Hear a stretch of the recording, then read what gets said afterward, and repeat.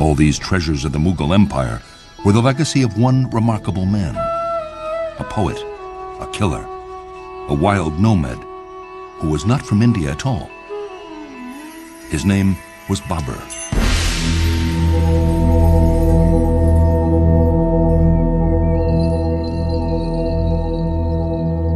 Babur's life began in 1483 in Fergana, a small kingdom in the highlands of Central Asia.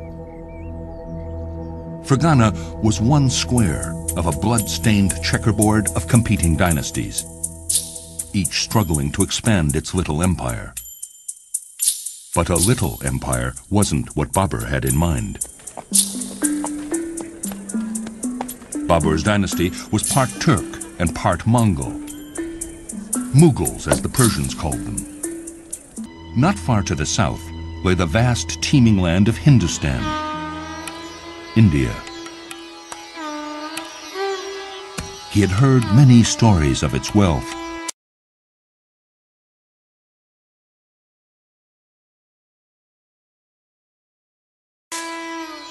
He realized it was now within his grasp.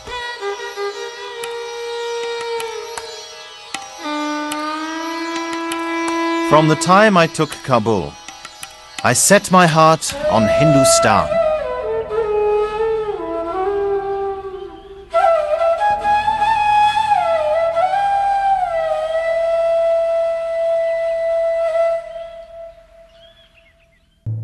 One of the largest and most powerful of these was Hindustan, controlled by the Sultanate of Delhi.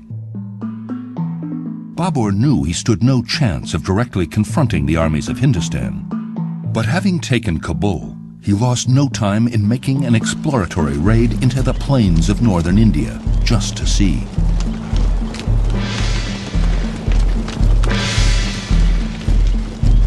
With a small army, he moved south in 1505. He was amazed by what he found. I had never experienced such heat or anything like Hindustan before. Different plants, different trees, different animals and birds, different tribes and people, different manners and customs. It was astonishing, truly astonishing. India exceeded his wildest expectations. He discovered beautifully crafted textiles, refined sugar, perfumes, and spices. Here indeed was a rich land.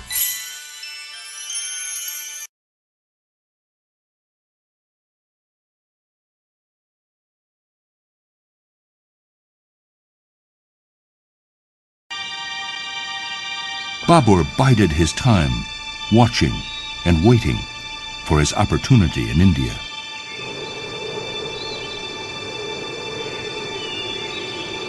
Finally, in 1526, it arrived. The Sultanate of Delhi was overtaken by internal strife. Babur realized his moment had come. It would be now or never. Babur marched into northern India with 12,000 men. The Sultan of Delhi marched to meet him with 100,000 men and 1,000 armored elephants.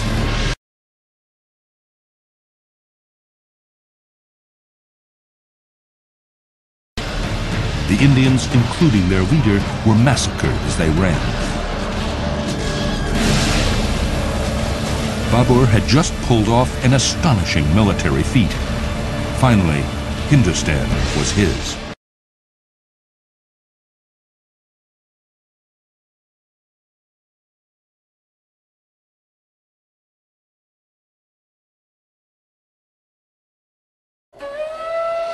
As Babur took stock of his new possession, even he, well-versed in plunder, was stunned. The astonishing treasuries of Hindustan contained the Koh-i-Noor diamond. Its name, he learned, meant mountain of light. He was told it was worth enough to feed the entire world for 2.5 days.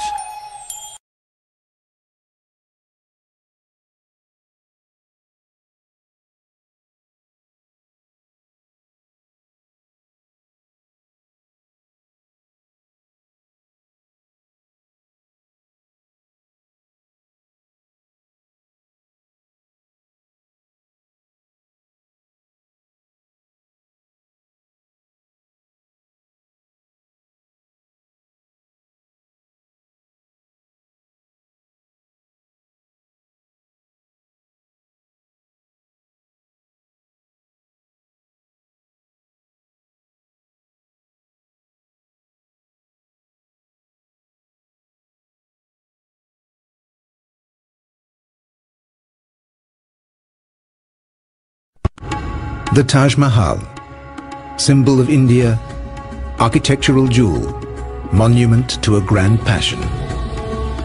The Taj Mahal was built in the 17th century by Shah Jahan.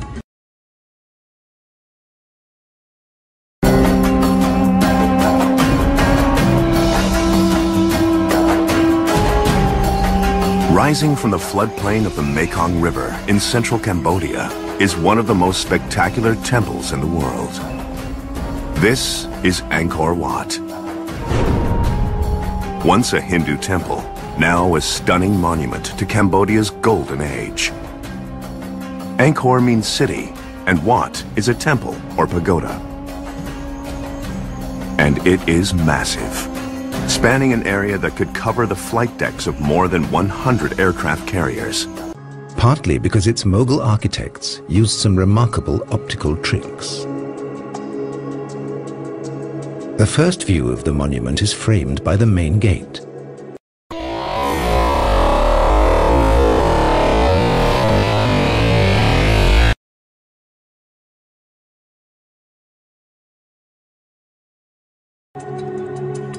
The great Mughals' engineers dig deep wells to below the water table.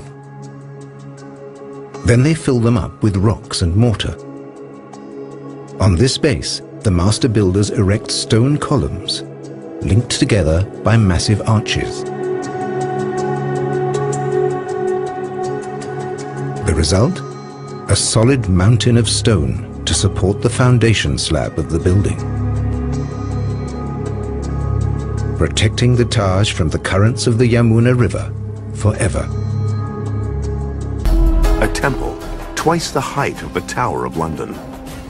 It's one of the most amazing engineering projects in the world. Not just for its size, but for what it's built upon. Water. Because Angkor Wat is floating on a swamp, supported by a foundation of subterranean water.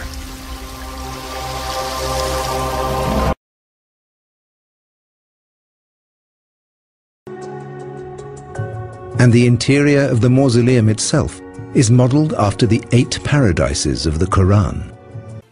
They dip cords in colored powder. With these, they lay down mandalas. The mandala patterns represent heaven, symbolically binding the gods to the site and ensuring their blessings on the temple.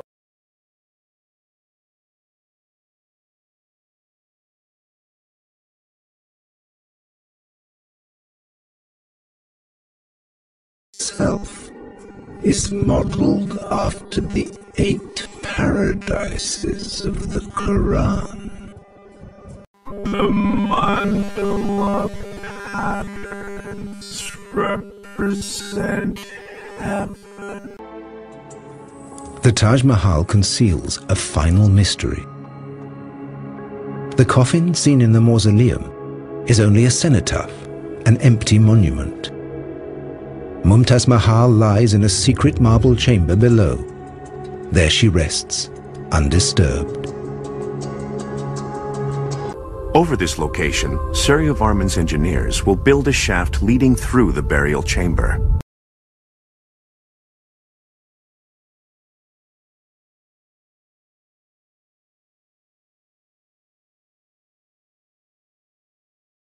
To the sacred central chamber above. And the Temple Mountain is built around the shaft.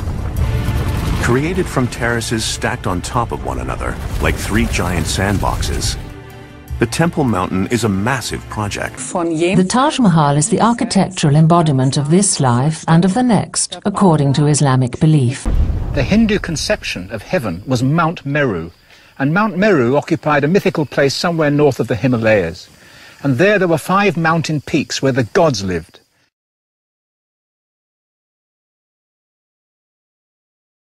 Here you had to reconstruct that. So, at the center is an enormous temple mound, topped by 5 towers soaring 65 meters above the floodplain. This is known as the Temple Mountain.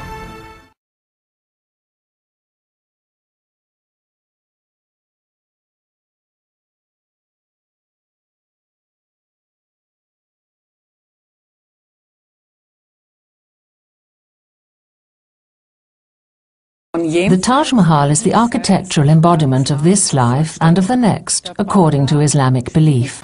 When the king became king, the first thing in mind that he had was when he died he had to go to heaven. And so here they had to reconstruct, literally, heaven on earth. And so here they had to reconstruct, literally, heaven on earth. And so here they had to reconstruct, literally, heaven on earth.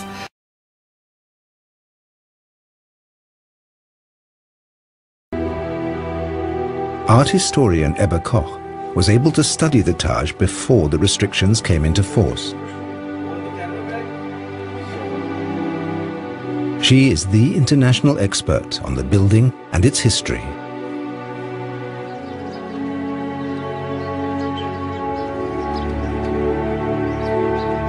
She has also decoded the religious symbolism of the monument.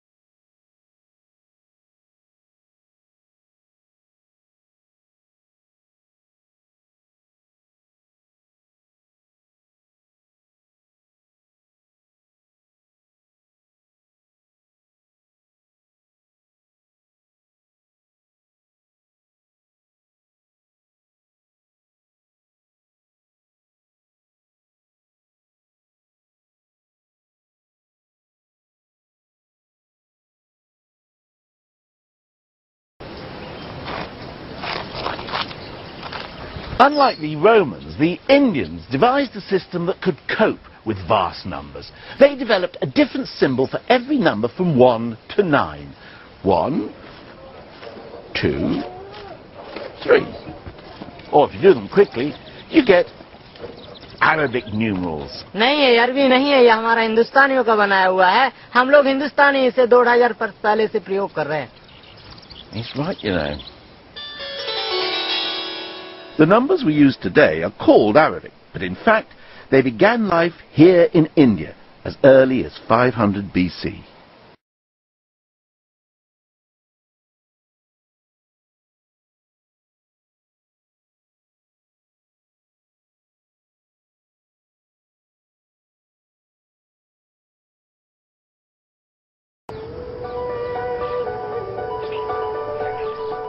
Together with the rest of the team, they enabled Indian science to storm ahead. Indian astronomers, for example, were centuries ahead of the Christian worlds.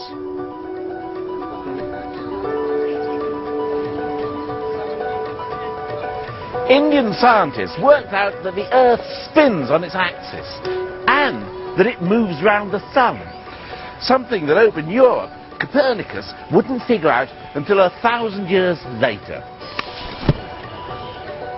Indian scientists also calculated the diameter of the globe, and they were less than 1% off what it actually is.